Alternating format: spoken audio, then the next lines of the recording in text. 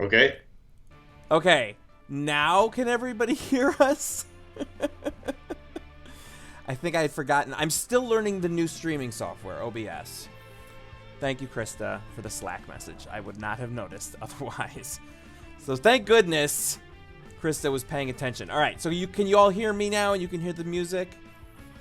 All right. So anyway, I went through a whole big, long bit that was longer than it should have been and probably wasn't that funny. So say hi, everybody, to Jean-Marc. Hello, everybody. Thanks for coming. So yes, this we've got a slightly higher number of viewers right at the top of the stream, and I think that's because folks are excited to hear some new Multiverse music for the first time in a while. I don't remember the last time we put out new music. It might have been with Oblivion, honestly. Or no, we did one hero party since then, right? Yeah, we did the Freedom 5. Right, on the 5th anniversary. Right. Yeah. Okay. Yeah, so it's been like 4 months, 5 months, something like that. Awesome. We don't really do the big, long, elaborate pre-roll, but suffice to say, don't be mean, don't be evil in the chat, and you won't get kicked out. Excuse me. And we believe that everybody's awesome. So go, everybody be awesome. How do we want to kick this off, Jean-Marc? All right. So, today we are going to do a listening party for Dark Watch related heroes. Well, I say that, but there aren't actually as many Dark Watch heroes as there are pieces. But let's get started here. Yeah. So we are going to kick it off with a piece that some of you have heard before, because we played it during the Rook City listening party. But we are going to start with Mr. Fixer. So H.R. Walker used to run a martial arts school for kids, most of whom never paid for their classes. But about 25 years ago, a group of his students were killed for standing up for themselves, gunned down by drug dealers for being in the wrong place at the wrong time. H.R. closed down the school the next day, telling students the only way to stay safe is to not fight back. Now Slim just runs his auto shop, and everyone in the neighborhood knows it's the best place to get your car fixed. However, the pushers and dealers are expanding their territory, and there's been a rash of criminal activity on Slim's block, and HR's don't fight back policy won't last for long. Let's listen to Mr. Fixer. Here we go.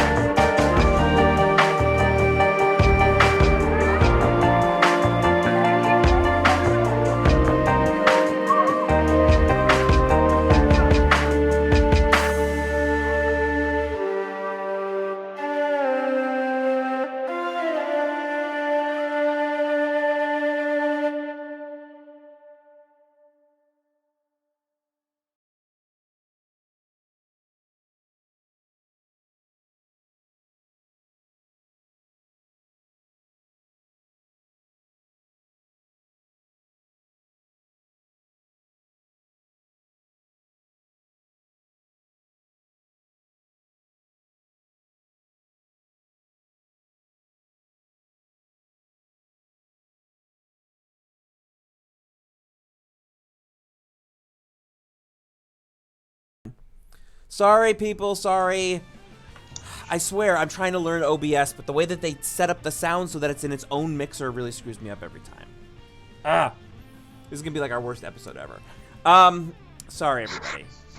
At least the music worked. At least the music worked. That's really the most important thing. I promise I will try to remember for the rest of them, because I was remixing the audio during that as well. So, anyways, so what else is there to say about Mr. Fixer, Jean-Marc?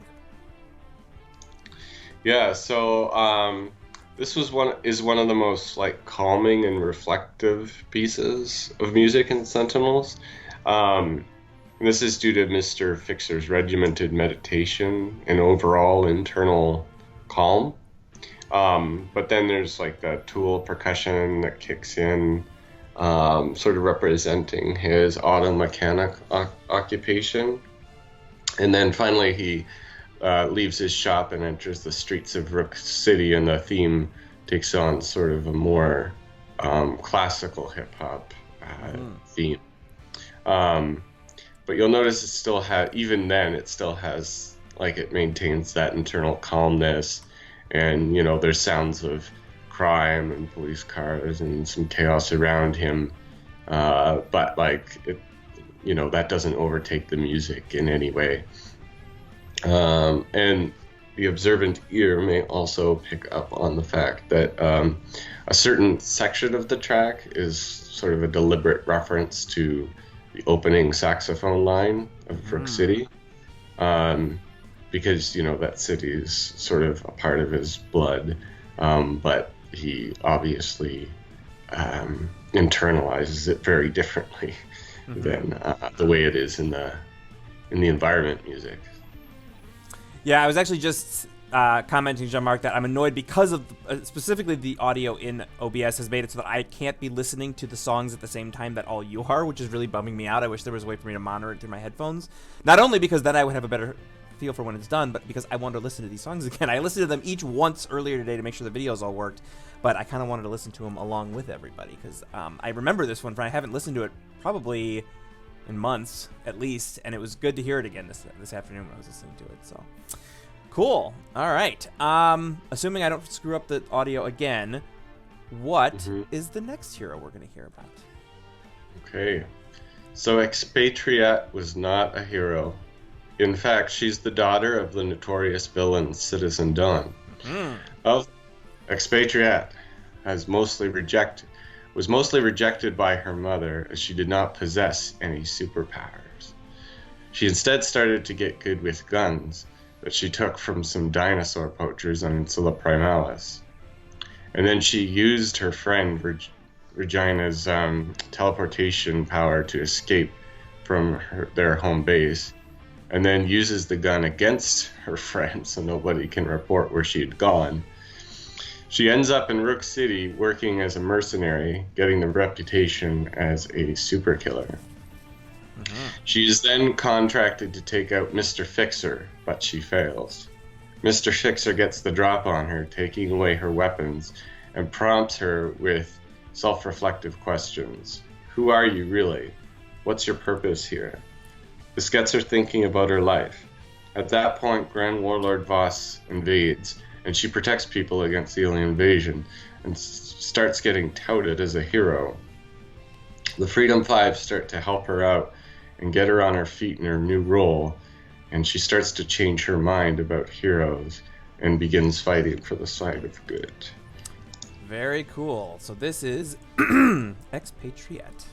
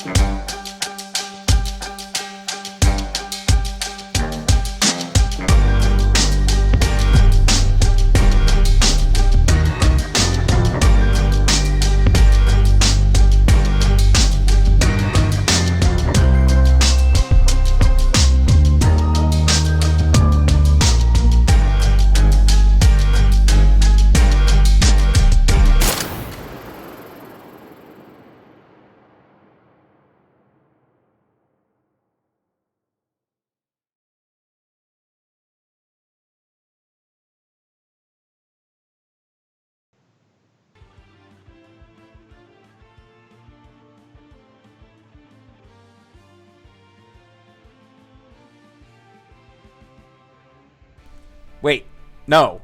Now I've done it right. So we're back. All right, I hear myself now. Good. All right. It's a comedy of errors tonight. So Jean-Marc, tell us about Expatriette's theme and how that all came together. Yeah, so when I asked what was needed for Expatriette's theme, Christopher and Adam pointed me towards some more modern hip-hop vibes that were pretty aggressive. And I'm by no means a hip-hop connoisseur and wasn't really sure how I was going to approach it because the way in which hip-hop is generally composed is very different than the way in which most of what I'm used to composing is. Right. But I figured with enough bass and some beats, I'd at least get somewhere. So, and then it started to develop that there are kind of 4 parts to her theme. So the first one is the basic introduction to her character and has sort of the more stone cold feel to it, as somebody pointed out. And I guess a little bit of like a Luke Cage kind of thing. And so this is during her beginning, and then it gets into some more percussive gunfights. And this is sort of representing like her super killer days. But then at that point, there's a bit of a more major lift to it as she kind of contemplates her life and begins to turn around. And then so finally, when her original theme comes back in, it's lighter and has sort of that. Oh yeah. And some of the chords have been changed to represent that change in her. Yeah, you know, it's funny. Like, I've now listened to this through the multiple times that you've had us listen to the works in progress and all the other things, and I always kind of I've gotten that at the end where it's like it sounds like the beginning, but it somehow is nicer or something. And I hadn't realized that you had actually done that on purpose. I should have known though. Come on, how long have we been doing this? It's been a while. Yeah, it's been years. It has literally been years. Not quite decades, but we'll get there. Give us time, folks. We're working on it.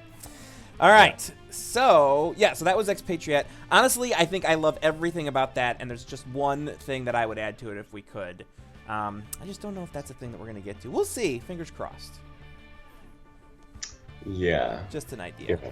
So I did see this coming up in the chat real quick, so I just wanted to mention when we said that there weren't going to be enough Dark Watches to fill out the whole thing tonight, that's because I don't want to burst any balloons or make anybody feel too bad. Remember, the hero themes are only for season 1. Because these were this is literally the final thing that we still are trying to deliver on the season 2 Kickstarter. And Jean-Marc obviously has lots of other duties, so he's sort of doing this in the in-between while he can. But yeah, Setback was Vengeance, so he's not going to be in this. At least not for the moment, Brian. Maybe we'll do another Kickstarter someday. I know. I knew there would be some sad faces at this point as people realize that, yes, Setback and Harpy aren't a part of season. And the irony of it is that like the 5 heroes, quote unquote, from Oblivion would probably be 5 of the more, maybe not easier, but more straightforward hero themes to compose because they all have villain themes already. So, and there would certainly be at least some borrowing between them would be my guess, since that's kind of how we've done it in the past with things like Iron Legacy. Yeah. Yes. So, let's reword this as maybe you can look forward to this stuff in the future. Indeed. Yes. Yay. Yeah, when we do the season 3 Kickstarter. Oh, shoot. I didn't just say that, did I? Who are we talking about next? It looks like maybe Nightmist. Okay. Yeah, so Faye Diamond took over Diamond Investigations from her father and began investigating the disappearance of her grandfather, Joe, over 70 years earlier. That investigation took her face to face with the occult and magical relics. This is where she learned that magic is real, and she was good at it. She was eventually approached by Tachyon to help her investigate and help fight against paranormal threats. Taking the name Nightmist, she diligently patrols the shadows of night, protecting this world from things that come from realms beyond our own. All right, so here goes Nightmist.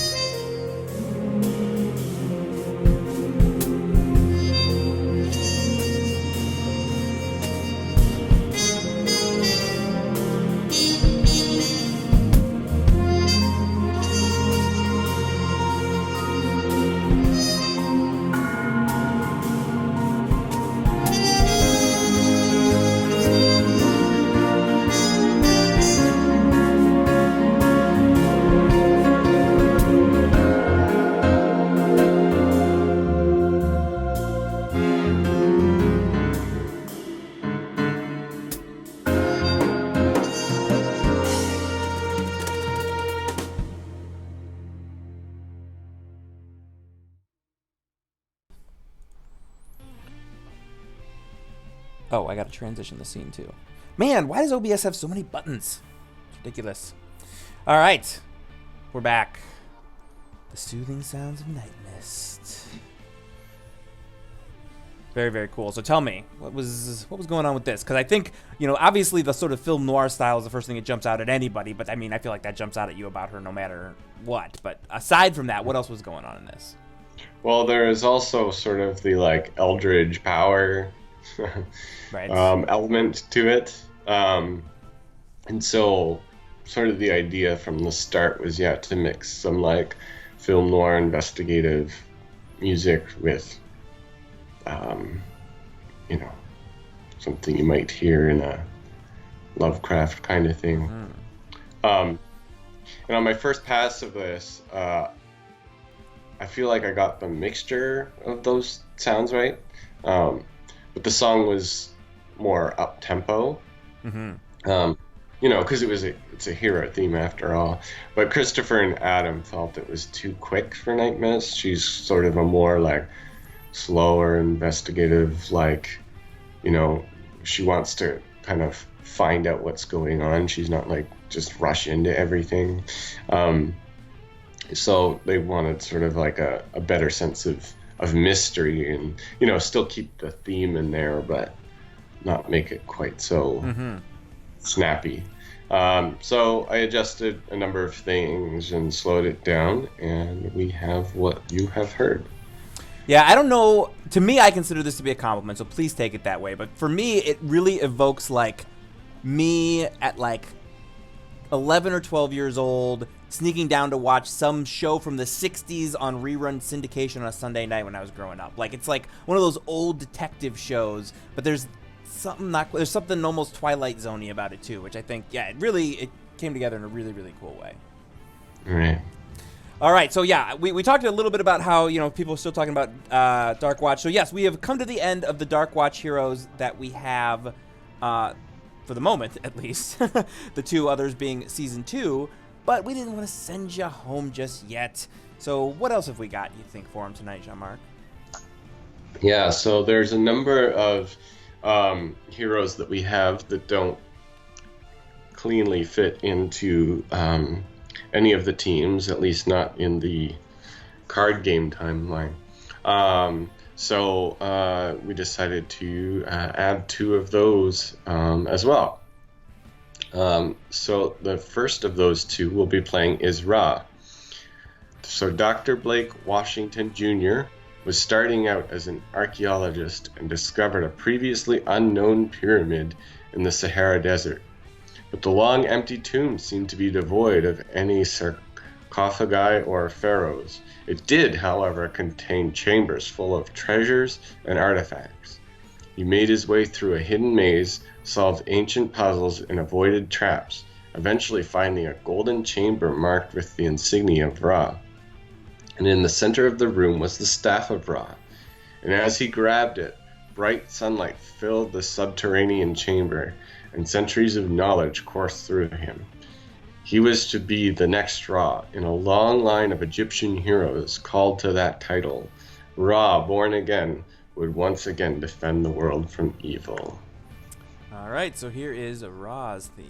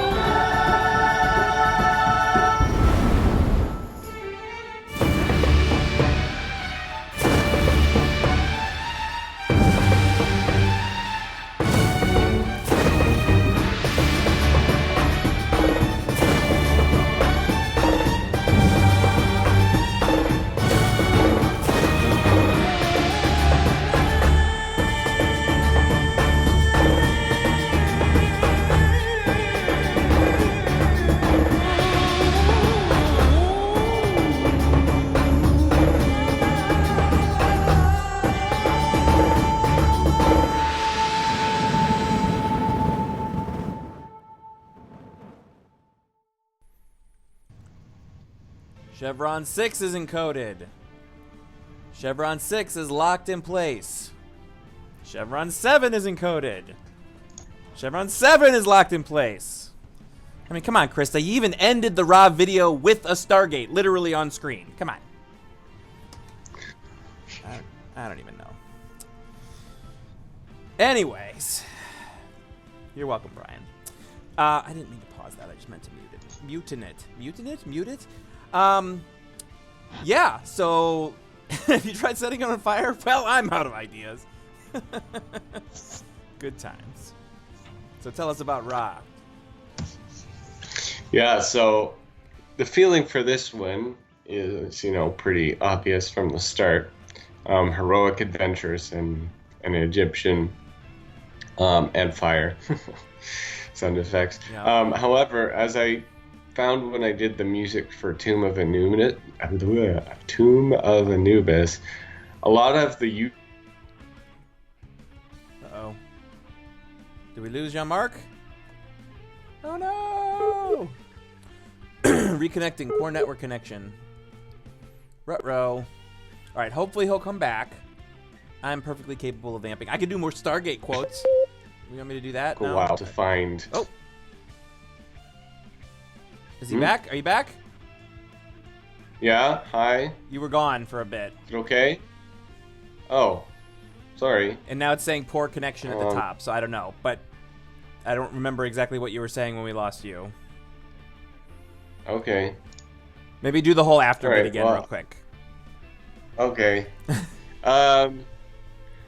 So the feeling for this one was pretty obvious from the start. You know, it had to be heroic and adventurous and Egyptian and have some fire in it. But as I found for this one, the same when I did the Tomb of Anubis, is that a lot of the usual musical tricks and techniques that I'm used to don't quite work the same way for scales that we typically associate and use with Egyptian music. Interesting. Yeah, so I found that,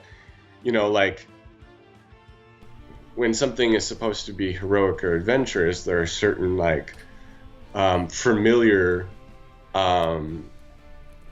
aspects of music that many composers use because they work, but another one is because that's what people typically associate with those characteristics. Would this be things like using the Dorian mode or something like that because it's got brightness or something? I feel like I've watched a bunch of things about this.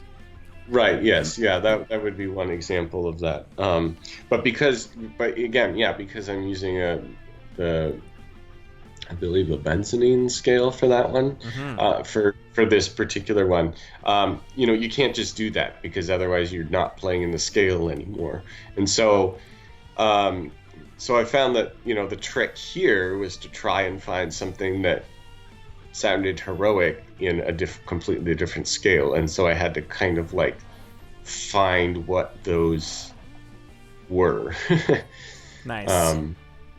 As opposed to just kind of knowing what they were, intuitively. Yeah. Eat your heart out, Adam Neely. We got all the music theory right here.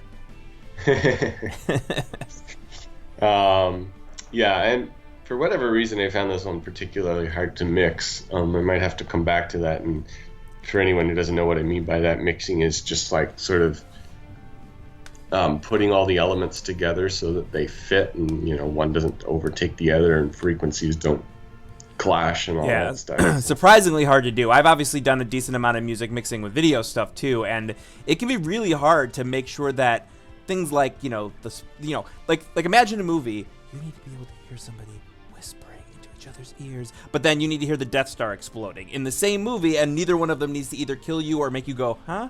And the idea of trying to get those all to the right levels where they all work together and that they are good at times and high and lows and all the rest of it is not easy. I'm very excited to have Krista doing it for us now because she's better at it than I am. All right, so we do have one more hero for you tonight. So tell us what we're doing next, Jean-Marc. All right, so next up we have the Visionary. So Vanessa Long began her life in a testing facility, quickly demonstrating her aptitude towards psychic powers. She's able to move small objects with her mind. Vanessa was trained to use her powers for combat and reconnaissance. She eventually ended up fighting alongside the Freedom Six in their efforts against the Iron Legacy, but their efforts were fruitless. She ended up traveling through space and time to enter another reality, one in which the future was not quite so bleak. The Visionary now uses everything she has at her disposal to save the free world. All right, so here is the Visionary.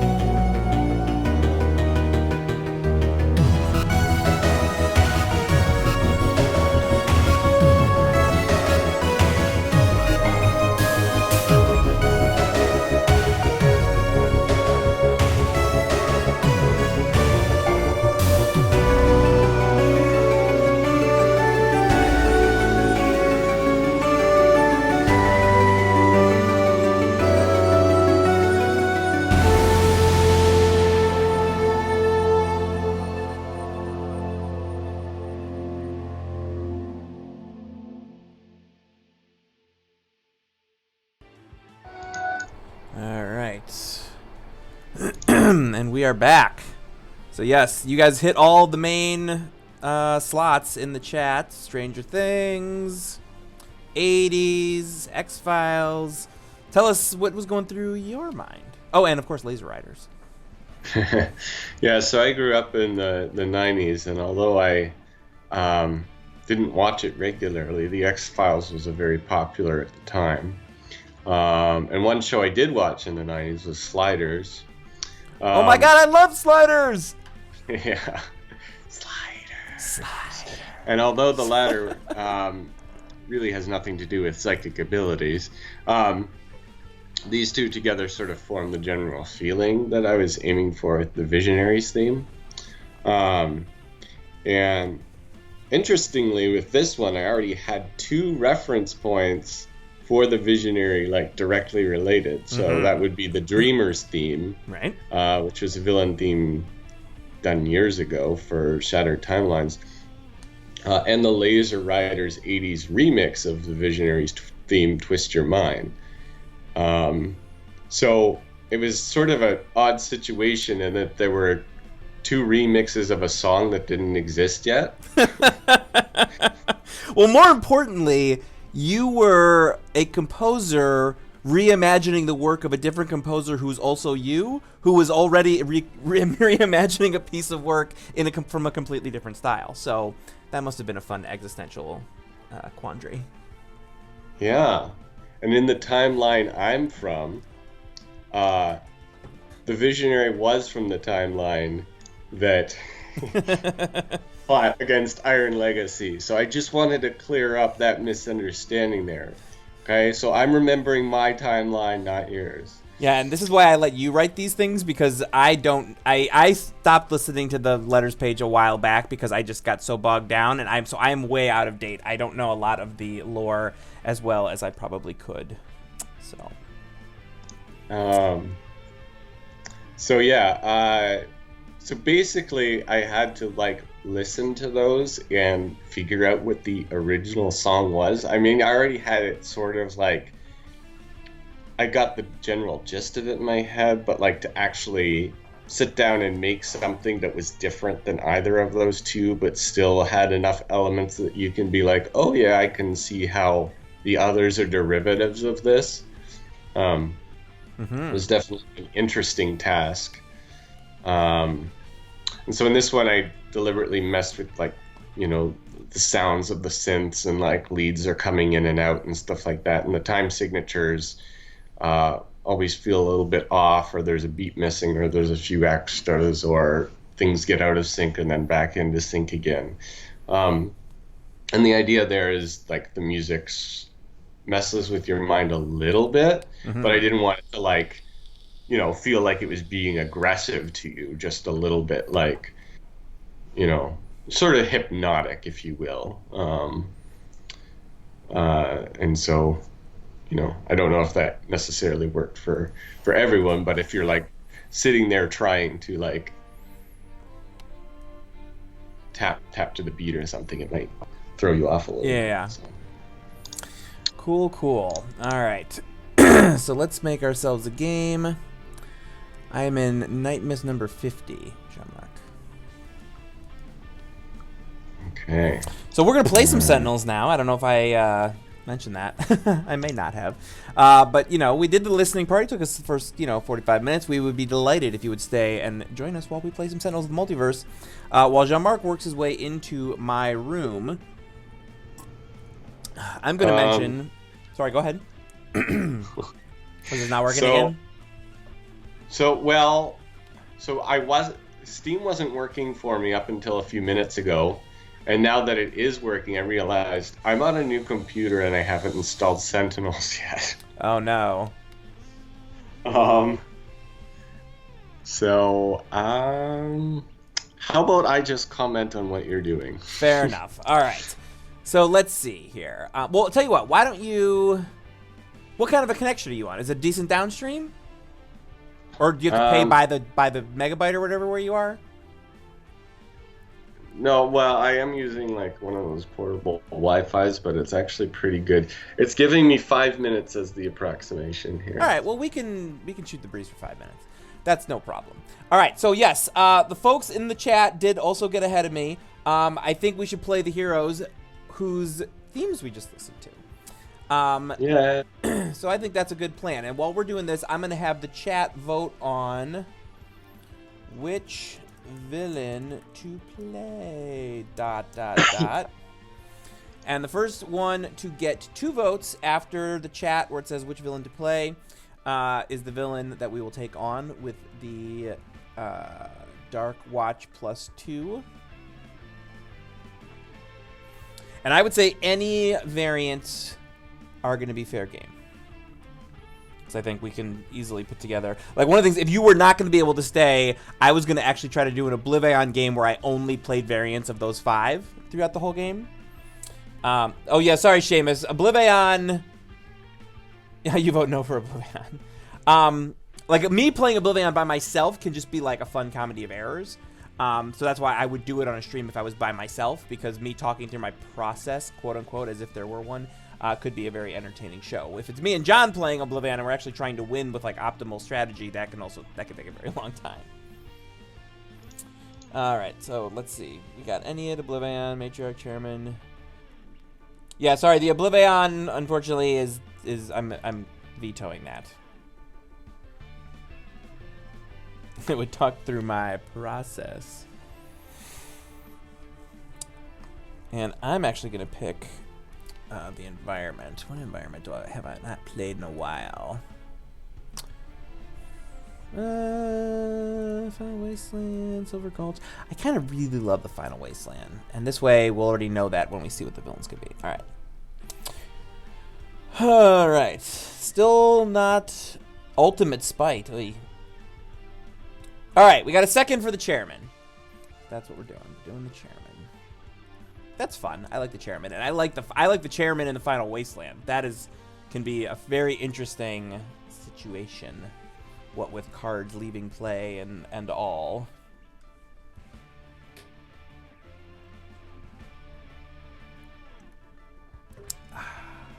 What's your time looking like? 4:20. Right on, dude. 4:20. Oh, 3:50. 3:50, dude. 2:20, dude. Anyway, all right, so let's you and I have a conversation about which heroes we want to play. So there's obviously going to be 5. I'll let you pick the first 2, then I'll pick 2, and then we will sort of co-team play the 5th with consultation with the chat, but we'll let the chat sort of imply what we should do. So who do you want to do of the 5? We've got, obviously, Expatriette, we've got Nightmist, we got Mr. Fixer, we got Ra, and we got the Visionary. Yeah, so of those 5, the 3 that I would lean more towards would be Mr. Fixer, Nightmist, and the Visionary. All right. Probably Dark Visionary, since that way we have the Dark Watch. Well, it's not actually Dark Watch, but the Dark something. Right. All right, so I'll do Dark Visionary, and I guess Nightmist, and where did Ra? Ra's over here. Ra. All right, which variant of Ra do we want to let the chat sort of influence?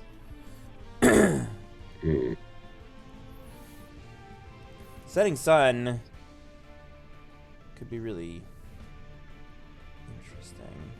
Yeah, I don't know. All this irreducible damage flying around in a very target-rich environment. It seems like it could be good.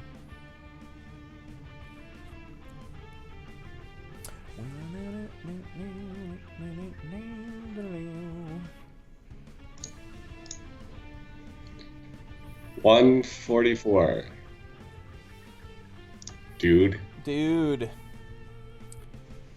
Also, Jeremy, this card deals damage, so I'll play that one, of course.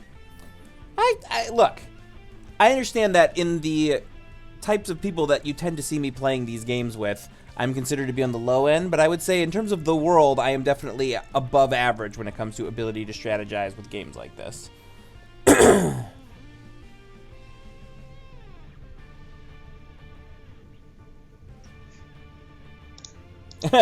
You're being relatively nice here. You should see what we do to Lude. There's a reason he stopped viewers' choice.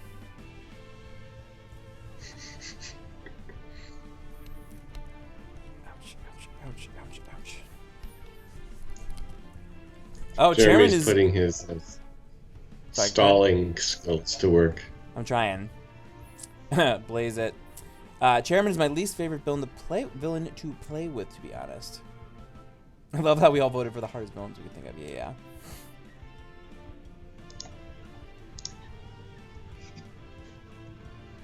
I actually like playing against the more difficult villains.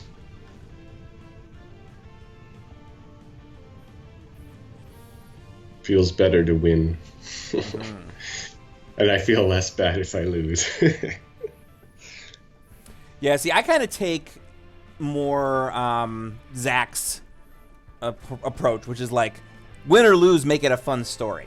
You know, that's the. I mean, obviously, I always would like to win, but you know, if I can go down in a blaze of glory and that makes for a better story, I will oftentimes do that. If it's like, oh, this game feels like it's lost, well, you know what? I'm gonna do this fun, crazy thing over here, and it'll be fun. So. Yeah, I've never been the type to get too worked up about losing a game. It might be the Binding of Isaac player in me. Like, I've now played that game for. Oh, we're losing Jean-Marc again. So while he's installing or doing whatever he's gonna do, when he comes back, we'll talk about it. Let me back out and see what my current hour usage rate of Binding of Isaac is. Are you back? Yeah, I'm back. All right. Binding of Isaac Afterward Plus. Played for 1,880 hours or more. I don't know if you'll be able to see this. I'm going to try and show it. Look at that. 1,800 hours or more. Because that's how crazy I am with the Binding of Isaac. And that is a game wherein I actually had like a 97 loss streak. 97 losing streak. Before I finally won again, because that is a game that is brutally difficult. But it's fun every time.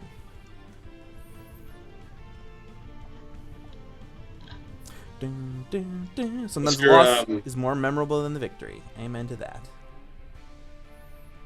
What's the name of the... Nightmist 50. Oh, okay. Boom.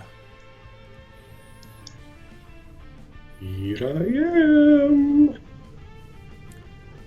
Oh, did it install all the things? Hmm. I mean, you wouldn't have been able to join the room if... Right? It says I'm in the room. Yeah. Oh, there we go. Yay. Just took a moment. Okay, so who am I playing as? I am playing as Mr. Fixer.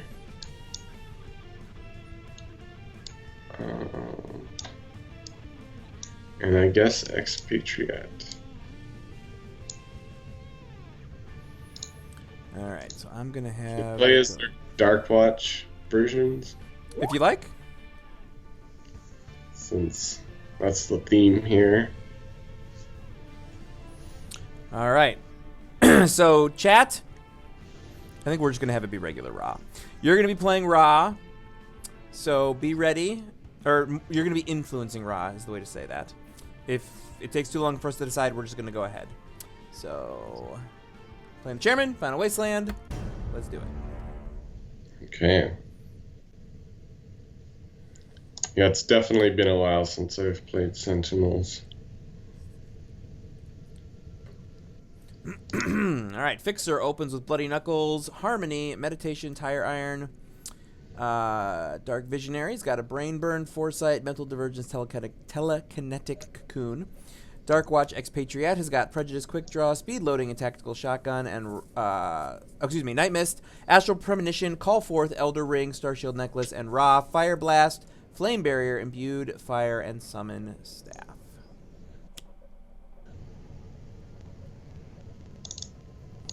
Okay. So we got the underbosses. We got an informant. Crooked cop. All right, so because John's not here, I'm going to go ahead and reread the setup rules. The chairman is immune to damage. At the start of the villain turn, if there are at least 3 underbosses in the villain trash, the chairman flips. And then wasn't it like during the setup, all the thugs are put in the trash and the underbosses are in the deck? Right, okay. And the operative, the heroes cannot win the game. When the operative would be destroyed, or character card flips instead. Whenever a villain card is destroyed, the operative deals the hero with the highest HP 3 melee. At the end of the villain turn, cards from the top of the villain deck are revealed until an underboss is revealed and put into play. Great. Okay. Excuse me. So I assume our goal is going to be to get rid of the crooked cop and then try to knock those underbosses out. Did you have a thought? Yeah. Yeah, and obviously we want to get rid of the informant. So just kill all the things. You should play your best card. So I think I'll start by not playing a card so that the villain doesn't. And then go ahead and get rid of the informant. Sure. So we don't have to worry about that right away, right from the start. And yeah, Ra has better healing, I think. So yeah, and Ra has summon staff, so yeah. So Ra can take that. And yeah, so now you can feel free to play cards again. Cool. Did you... nothing yet. We don't have anything in trashes yet. But I wonder if... yeah, I think I will just get Mental Divergence out so that I have it. But then I will actually use this on the chairman. Alright, so we got Undivided Attention.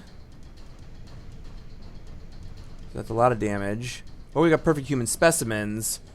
I mean, I have no problem with that going on top right now, but it's also great to banish that to the bottom. So I don't know. What do you think? Yeah, I mean, we may as well make it so that they're gaining HP when they can't gain HP. Yeah, I agree. All right. Because then it doesn't do anything. All right. Let's see here.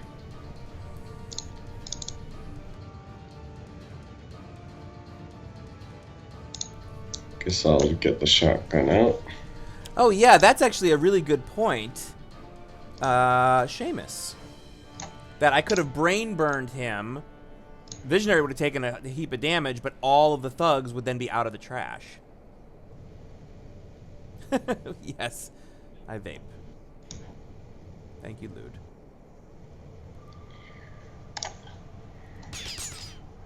That is good to keep in mind.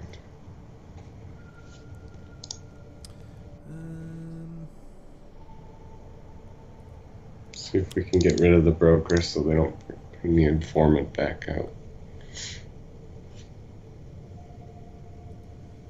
Yeah, I think we'll just do this because I'm really not going to bother with the Elder Ring.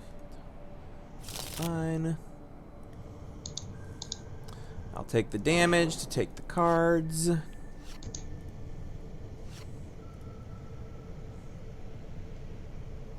Alright, so what do we think, Ra? Summon the staff. And then Fire Blast, I don't know, what, the cop? I'd like to get rid of the broker so that they don't keep bringing the informer back out. Sure. And we don't have John here to tell us why that's a bad idea, so let's do it. Alright. Yeah, so we're summoning the staff. Oh, look at that. That's fantastic. So yeah, you could let's see, yeah, actually, if we were to play the staff, so they're saying imbued fire. Yeah, increase all fire damage, change the... yeah, that's not bad. Yeah. And then Ra can take out the broker. Yeah. At even damage. Mm-hmm. Giddy giddy, as they say. Oh, I guess the part where we talked about where I am was... Oh, that's right. Yeah, that got cut off because I wasn't sure how the audio worked. So where are you these days, Jean-Marc? I am in Japan for a while. My wife and I lived here about around 10 years ago, from 2009 to 11, and we loved it. And we've always talked about coming back. And this was sort of our chance to do it before our kids started like full-on school, like full-time school. Mm-hmm. So we decided to, because that's in September, so we decided that, we'd talk to the people we knew from our time in Japan, and we are now here for a while. And we brought the kids, and it's a pretty good experience. Very exciting. Everybody, yeah. All right, so we got another underboss out. We got the muscle, and then we've got 2 now cricket cops and some enforcers. Right. I was kind of hoping that the environment would start putting out some targets that would start infighting with the villain for us, but that did not seem to happen this time around. I will say, I think I'm actually going to go ahead and do that brain burn idea this turn. Well, actually, I guess last turn was the right time to do it, because then this way we lose an underboss. Yeah, I'll take out a crooked cop here.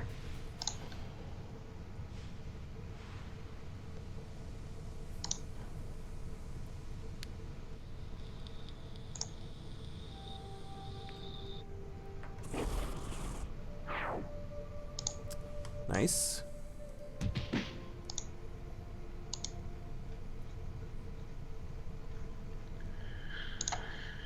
And then the tire iron's gone. Because Dark Watch Mr. Fixer doesn't like hanging on to Take Walker says, "Oh my God, how long have channel points been called Pointalabras?" That is a question for Ketchup Rocket. She is 100% on that. I know it's been this year. I don't remember exactly when this year, though. All right. You can add like Alabra to like all kinds of words. Oh yeah. Just make it a branding thing. All right. So maybe we should add it to all the games we make. Nice. On balance, would you say that Brain Burn is a bad idea here? We lose one underboss, but then all the thugs that are in the trash are now back in the deck. I mean, we could still... Let's just do it. It's yeah, exactly. John's not here to tell us not to. Yeah. Why not? All right. Do you have an ongoing that you would like in back from your trash? I don't know that anybody... Oh, wait. Maybe Nightmist does. She does not. Yeah. All right. So that's not going to be super useful. All right. So I'll just do the same thing again. Okay. Oh, this will be good. So we can check the chairman. Ooh, we'll just take another perfect human specimens. Sure. Brain burn, do it!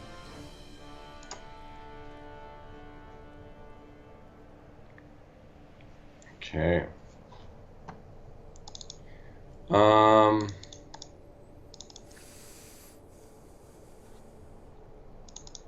So given that you're in Japan, it's what time for you right now? Is it 10 a.m.?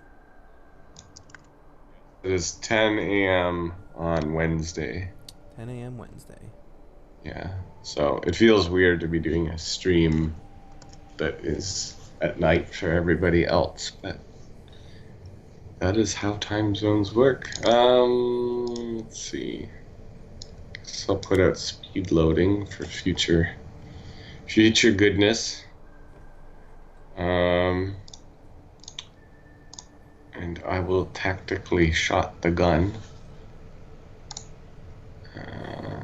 Take out the other crooked cop. Yay, bye.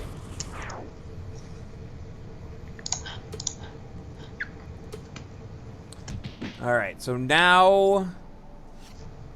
I mean, given where we're all at HP-wise, I think that the deputy's probably the more important to keep more cops from coming out, yeah.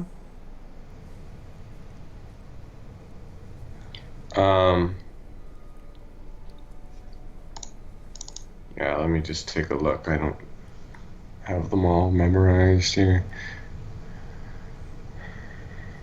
Yeah, the deputy brings out cops. The muscle brings out enforcers. Yes. Actually, I guess neither of them can actually do anything. Yeah, actually, the only thing that's in the trash right now is a crooked cop. So really, the thing we should be focusing on is the deputy. All right. Yeah, see, I've got my Astral Premonition. I think I might just play that so I have it for later. I'm not going to use it this turn because we already know that the card that's coming out next is going to be fine. So I'll just take some more damage and get some more cards. Even though it's boosted by 1, it's still worth it for the 2 cards. Ooh, and there's an Oblivion and an Amulet. All right, so Ra. Someone was saying in the past that we could have played the other summon staff, and that is true. We could play the other summon staff. And then you have it. So that's what I'm going to do. Okay. And we draw an Inferno. So let's see. So Ra's getting a +1. All damage is fire, and it's +1. And Inferno is going to do 4, and then a bunch of other damage to other things as well. Or we can play the staff and do like a solid hit against something. Mm-hmm. Or I guess we could Flame Blast, Fire Burst or whatever, Fire Blast. Play staff, base power deputy. Yeah, that seems like the smart move. That's going to be get the most bang for our buck. And bonus, Ra. What does it say? Fire Blast and Pyre will kill the deputy. Oh, that's interesting. All right, so either vote for Kushinoki or take Walkers. Choices. In 5 seconds, we're going to decide for you anyway. Which one do you prefer? Do you want to get the deputy gone, or do you want to set him up a little bit more? Sure, yeah, let's just take him out. All right, that's what we're going to do.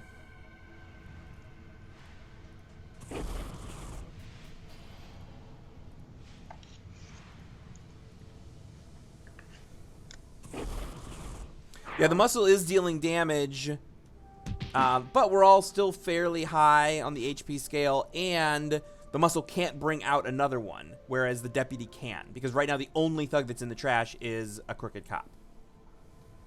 So that was our thinking there. Do we want to destroy this, or do we want to heal and have the environment play a card?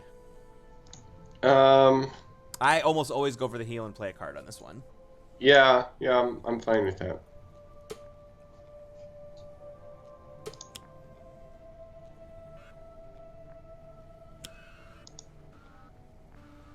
Nice. Yeah, as difficult as the crypto beasts or whatever can be, cryptids, I tend to find that the sort of unpredictability they add to the game is almost always more fun than not having them. So, well, and in a deck that has a lot of like minion type, like a villain that has a lot of minions, like sometimes they end up helping you because there's just so many targets out there that you're not always getting hit. Yeah. So.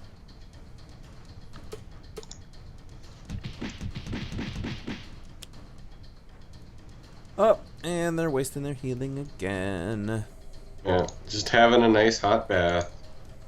All right, so if we can take out both of these underbosses this turn, he will flip and will be weapons free on everything. Enforcers. At the end of the turn, this card deals the hero target with the lowest HP 5 melee damage unless their player discards 1 card. You know what? That's fine. I'm probably not going to use Foresight.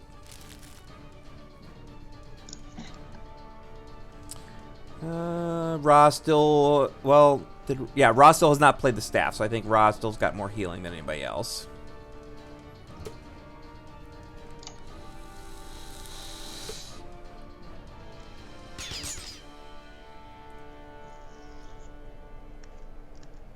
All right, so we need to deal 15 damage. Or at least 8 and at least 7. So, what do we got? I can Mind Spike for, what is that going to be, 4. Mm-hmm. Expatriette can do 5. So that's basically the muscle. I can Bloody Knuckles for 5.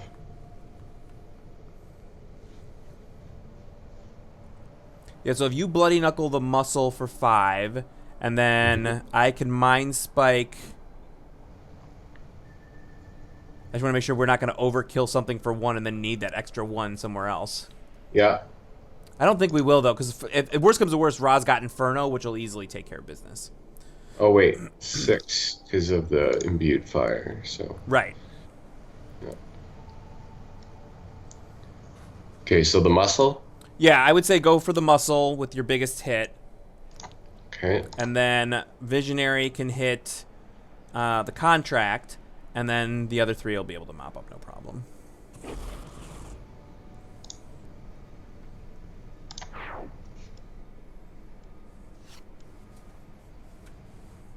Overdrive! If only you have the cards to power it.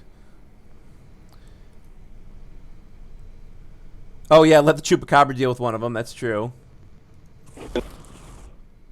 Yeah, let's check that. The Chupacabra turn deals the non-environment target with the lowest HP 4 melee damage. So we should leave at least... Well, actually, if we take out the muscle and the contract, we can just leave the enforcers.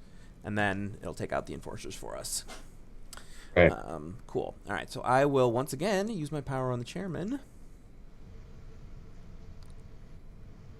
Ah, speak of the devil. Yeah. I feel like I have absolutely no problem with Rook City as mine being on top. Specifically because of what we were just talking about. Right. Yeah.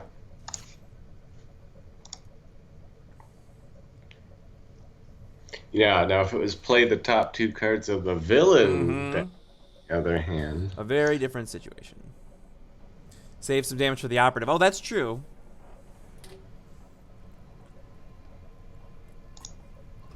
Yeah, so let's see. So, I mean, if we assume that Ra's either going to play the staff to heal some up and then use the 1 damage to take out either the contract or the muscle. And then, what is Nightmist going to do? So if Nightmist isn't going to do much, then you could use your shotgun like on the operative, maybe. Sure. Can do that. Operation Shoot the Operative. Yeah, go ahead and do that, and then I'll use Nightmist's redirect to take out the contract, and then we'll leave the enforcers for the Chupacabra, and then Ra can just focus damage to the operative, probably. So let's see. So yeah, so if I amulet, and then take the damage... I do want to discard 2 cards. I will discard one of these enlightenments, probably. Yep, and then... I'll be back in a minute. I'll just leave it so you can make decisions for me. Okay, cool. I'll get rid of the elder. And we will redirect this to take out the contract.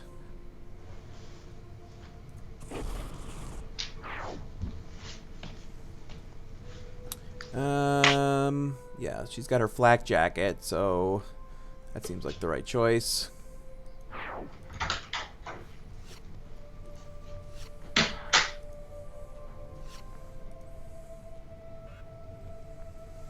All right, so yeah, I think the best case scenario here, and I'm willing to listen to what the chat has to say, but I'm assuming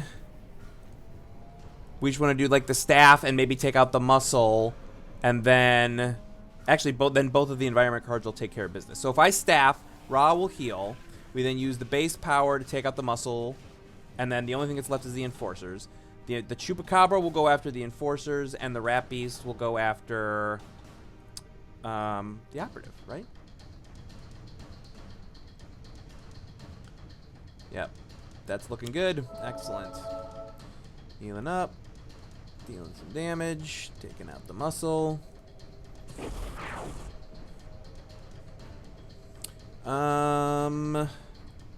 Yeah, if we need to, we can throw the staff. So Ra's gonna take this.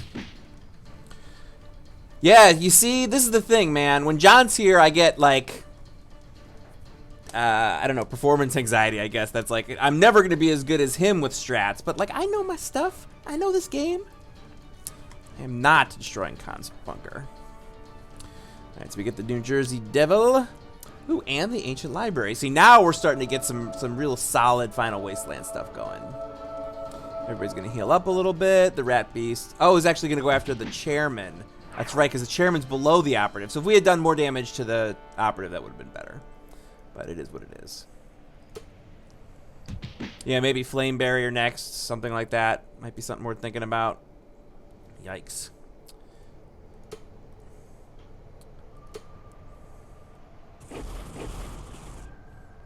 All right, so here comes the Chairman. Rook City is mine. We got another New Jersey Devil. And a Mongolian Deathworm. Okay, so we do get an underboss, but it's only 5 HP, so we should be pretty good. There's no, there's no informant found in the trash because we've been knocking all that stuff out because of the brain burn. All right, start to hear my play top. Yeah, see, that's the thing. Like, I really super dig this environment. If we can get the entire environment in to play, I'd be fine with it. Especially when you're getting 2 cards. Come on. All right, another Rat Beast, which now could go after the Chairman, except I think the Chairman is always immune to environment damage. Yeah. I do, yeah. Thank you, Sparky Wolf. I know things. All right. I have returned. He has returned. All right, so we were in the midst. I had just done. So yeah, a lot happened in the environment while you were gone. The Chairman did flip, and I was just discussing through the fact that I almost always take the cards for the Ancient Library. So I did that for you. So you now have 2 additional cards, and you can choose what other stuff you want to do. All right. Yeah. Let's see. If I should just pick on the...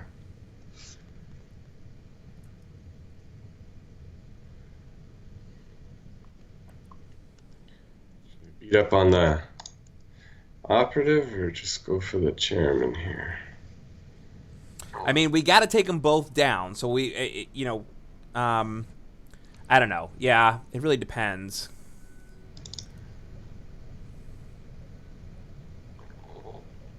X on this card equals 3. Yeah, let's just... I guess we'll keep going for the Operative. Yeah, I think that's probably fine. Especially with those kinds of boosts.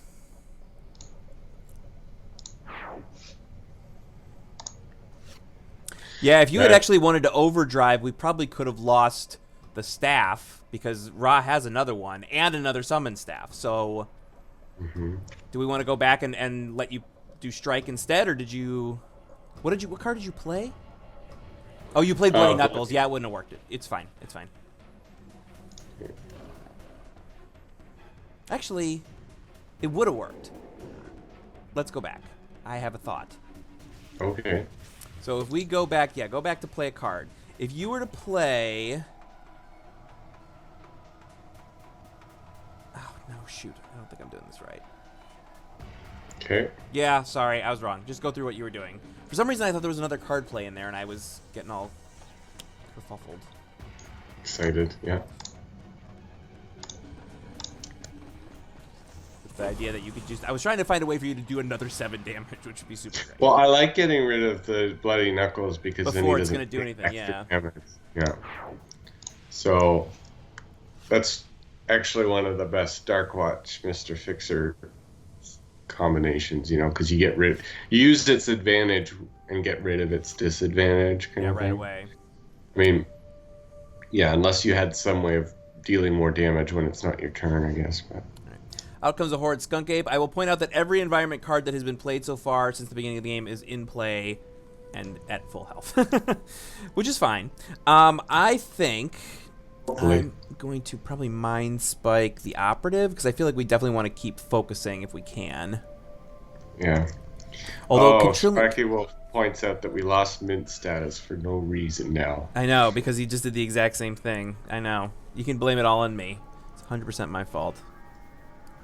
Okay. All right, I'm just going to mind spike the operative and continue to deck control.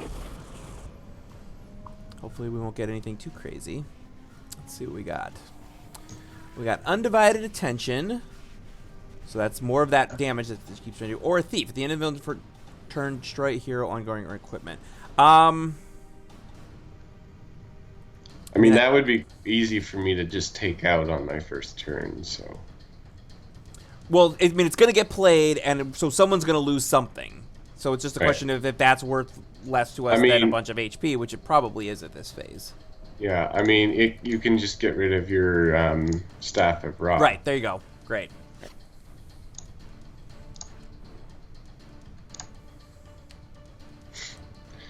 New Dover says, what governs mint status? And it's, yeah, they're already answering you. It's whether or not you rewind. So when you're doing the weekly one-shot, you play all the way through and you win, you get a mint. Yeah.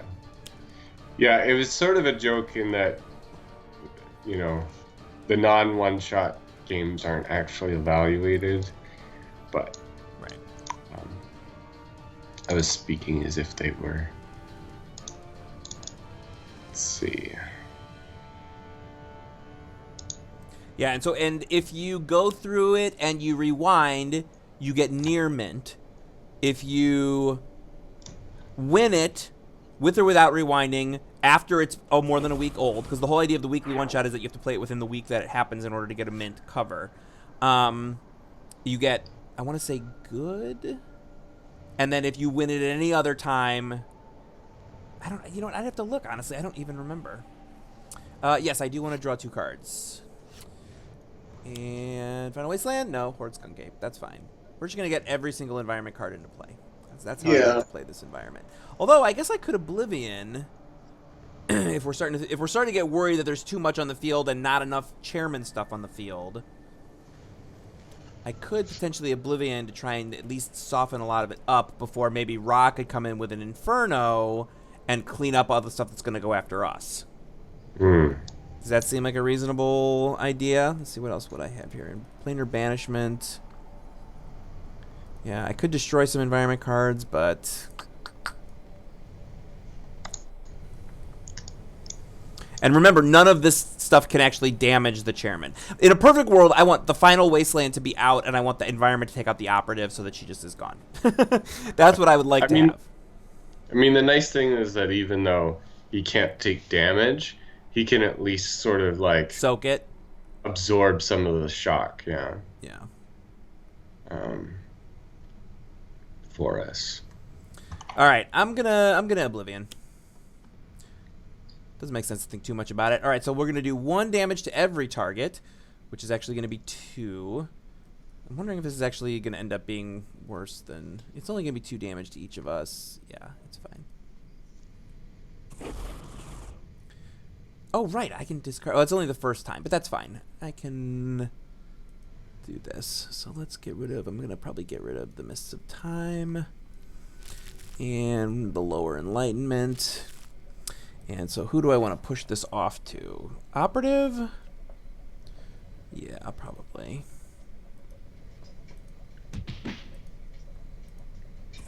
Yeah, the Operative's definitely been getting a lot of hard hits here.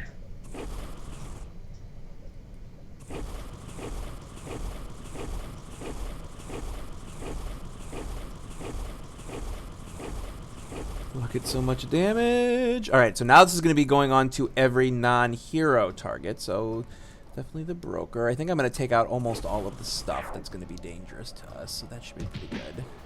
All right, she's going to hit back, which isn't great. I don't know that. I don't think order matters at all. So we're just going to basically anything with 4 or under is going to be gone. So the Chupacabra goes, the Skunk Ape goes, the other Skunk Ape goes. Deathworm, not quite. Both of the New Jersey Devils. Raptor East's not quite. All right. Good, good, good. So let's see. What do I want to do? It only hits back once. Yeah, that's right. That's a good point about the chairman. I mean, she's going to have to take the damage if I do it this time, but I feel like I kind of need to. Everybody else is starting. A couple other heroes are starting to get pretty low. And it's fine. I can do a misfueled recovery. That would probably be good.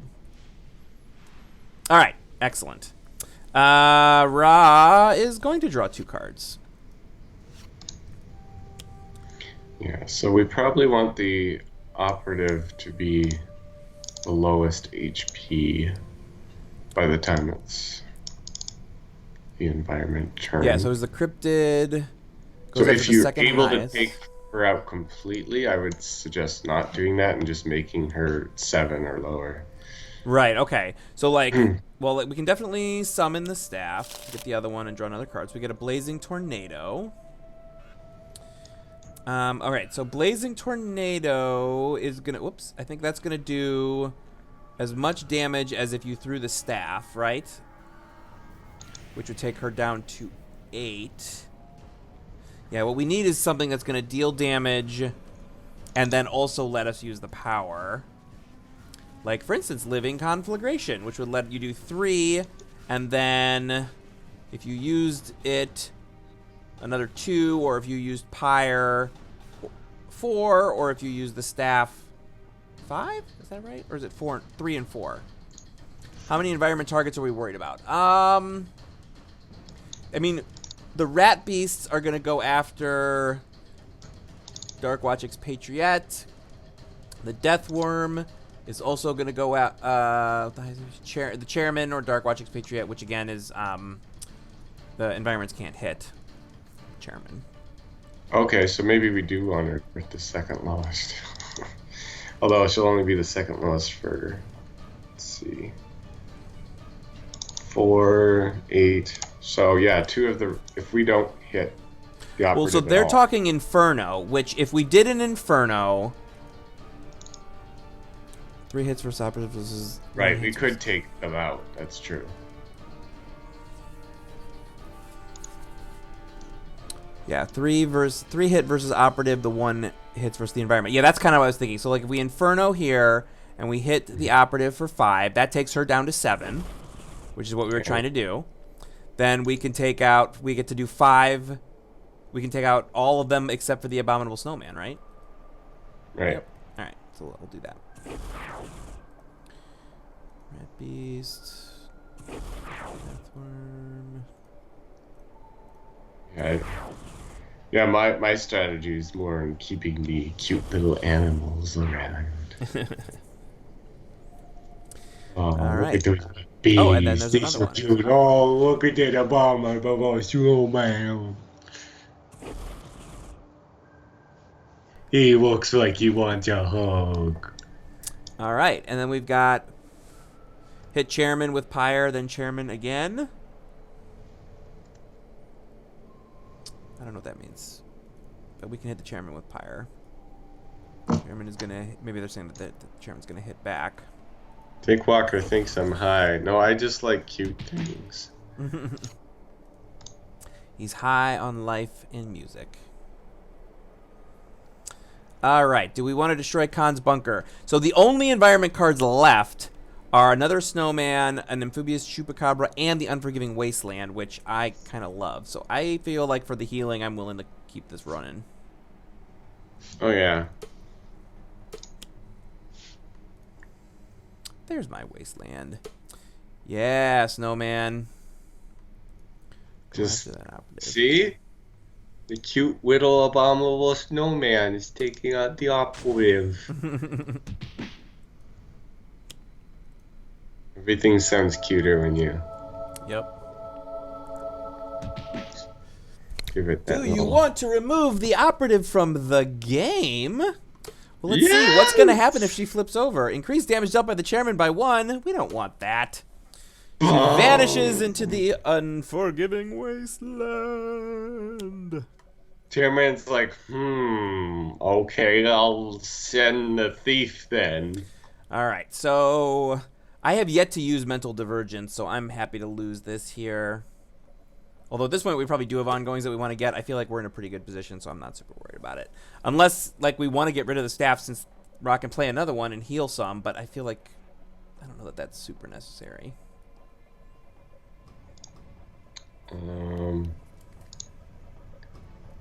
Yeah, or my speed loading, which has been thus far useless. Either one. I mean, I guess it wouldn't be now, but... Okay. I'll agree with you. All right. Draw all the cards.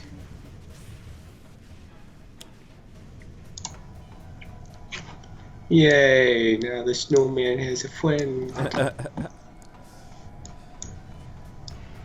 Right. I guess I will double charge here. Oops.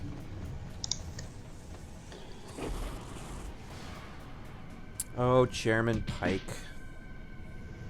What are you doing, man?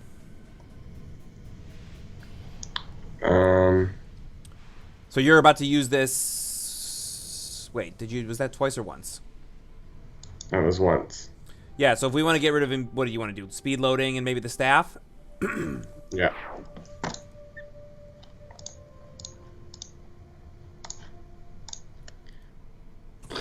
And we'll leave the thief in play as a warning to any future chairman who rise.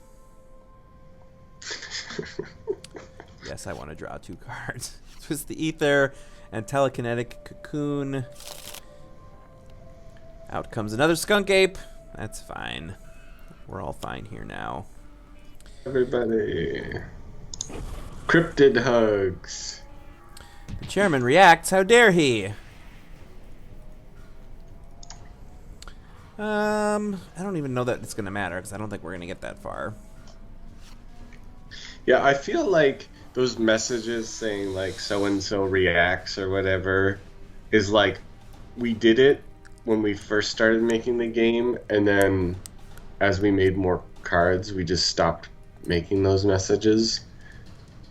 Really? I could be wrong, but I'm pretty sure that like, yeah, the older cards give a little bit more information, and the like as the expansions go, it's sort of like we assume you know what's happening now. Oh, that's interesting.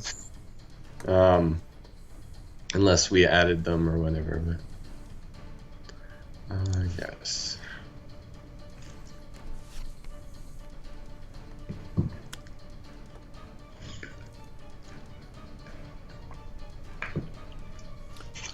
All right. What's she gonna do? What's she gonna do when she shoots at you? Expat, what you gonna do?